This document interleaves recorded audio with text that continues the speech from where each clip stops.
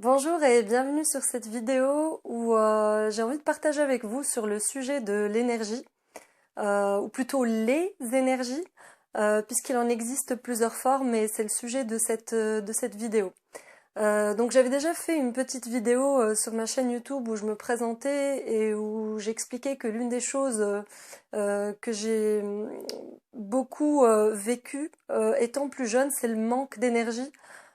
Pourtant, je pensais que je faisais tout bien, je dormais, bon, je ne faisais pas trop de sport, j'ai commencé plutôt vers l'âge de 25 ans, mais je pensais que je me nourrissais plus ou moins correctement, et bref, il me manquait de l'énergie, et du coup, ça m'a amené à beaucoup me documenter à ce sujet, et je suis tombée sur plusieurs choses, et l'une des choses qui m'a vraiment beaucoup aidée, c'est donc cette compréhension qu'il existe plusieurs formes d'énergie. Et aujourd'hui, j'ai envie de partager avec vous dans c'est quoi ces différentes formes d'énergie, pourquoi on a besoin de toutes ces formes d'énergie et commencer peut-être à parler de qu'est-ce qui fait qu'on en a ou on n'a pas de chacune. Je développerai après dans d'autres vidéos chaque énergie précisément, mais là c'est vraiment de dresser le tableau en général.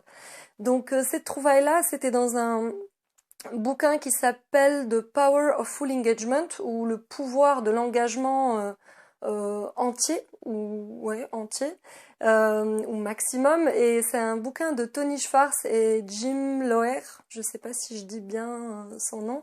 En tout cas, je vous mettrai le lien en dessous pour ceux qui veulent le lire et qui veulent aller un peu plus loin. Et donc, ce que j'ai découvert, c'est qu'il existe plusieurs formes d'énergie. On n'a pas cette impression parce que souvent, quand on dit je manque d'énergie, on dirait que c'est un truc et je manque de ce truc, alors que non, il y en a plusieurs. Et donc, il y en a quatre de formes d'énergie. Il y a celle, je pense, à laquelle on fait le plus souvent allusion quand on parle d'énergie, c'est l'énergie physique. Il y a l'énergie émotionnelle, l'énergie intellectuelle et l'énergie spirituelle. Alors, je vais commencer par l'énergie physique. Je pense que c'est la plus connue de tous. Donc, c'est notre capacité à nous mouvoir. C'est vraiment le fuel de base du corps. Donc, est-ce que j'ai bien mangé? Est-ce que j'ai bien bu? Est-ce que j'ai de l'oxygène? Est-ce que je respire correctement? Donc voilà, est-ce que mon corps fonctionne correctement pour pouvoir produire de l'énergie? C'est une énergie qui peut nous manquer. Si on est malade, on manque d'énergie physique. Si on est fatigué après un effort physique, on manque d'énergie physique. Mais je pense que celle-là, je vais pas trop l'approfondir parce que je pense que c'est celle qui nous parle à tous le plus. Ensuite, et juste une chose par rapport à l'énergie physique, donc quand on en parle, elle a des niveaux, basse ou haute. Donc j'ai de l'énergie physique, j'en ai moyennement, ou j'en ai pas trop. Donc c'est comme ça qu'on s'exprime, c'est vraiment en quantité haute ou basse. Ensuite, il y a l'énergie émotionnelle. Et l'énergie émotionnelle, en fait, c'est nos émotions. Euh, et elle s'exprime moins en quantité, elle s'exprime en qualité. Donc on va parler d'une énergie émotionnelle positive ou négative. Alors elle va être positive quand je vais avoir un sentiment de joie, de plaisir, d'enthousiasme. Elle va être négative quand je vais avoir des émotions qui sont négatives, quand je suis triste ou en colère. Donc la palette est beaucoup plus large, mais c'est juste pour dire que donc voilà, l'énergie émotionnelle elle est soit positive, soit négative. Cette énergie-là, en tout cas quand on en parle en positif, le mot qui me vient à l'esprit terre à terre pour en parler, c'est le plaisir ou la joie. C'est quand j'ai du plaisir et j'ai de la joie, j'ai de l'énergie émotionnelle positive qui est disponible.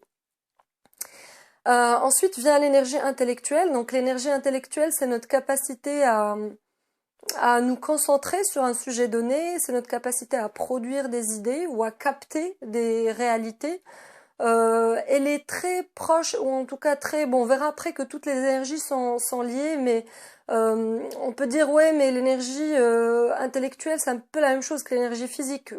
Si on a bien dormi, On peut avoir beaucoup d'énergie physique, mais ne pas avoir la capacité, pour une raison ou pour une autre, de se concentrer sur un sujet. Donc c'est vraiment le mot, encore une fois, qui me vient à retenir, c'est concentration. Et enfin, La plus abstraite peut-être et la plus mystique, c'est l'énergie spirituelle, bien qu'elle soit pas si mystique que ça, parce qu'en fait, c'est assez basique. Notre énergie spirituelle, c'est notre motivation. C'est-à-dire que on peut avoir les trois formes d'énergie dont j'ai parlé avant, mais ne pas avoir de motivation pour utiliser cette énergie. Donc l'énergie spirituelle, elle vient du fait qu'on trouve ou pas du sens dans ce qu'on est en train de faire. Donc si je fais par exemple cette vidéo maintenant, le sens que j'y trouve, c'est que je me dis bah tiens, moi j'ai souffert un moment d'un manque d'énergie, j'ai découvert des choses, je me sens vraiment mieux, ça m'a aidé, je me sens plus heureuse et plus épanouie. Et si je partage ça avec d'autres personnes, bah ça risque d'aider d'autres personnes. Donc ça me donne un sens. Donc je sais que ce temps et cette énergie que je vais mobiliser, donc intellectuelle, physique, émotionnelle, j'ai envie de la mobiliser parce que je lui donne du sens. Et c'est également un petit truc un peu particulier avec l'énergie spirituelle, c'est qu'elle dépend beaucoup de ce qu'on fait au-delà de nous-mêmes. C'est-à-dire, c'est avoir un objectif qui nous dépasse.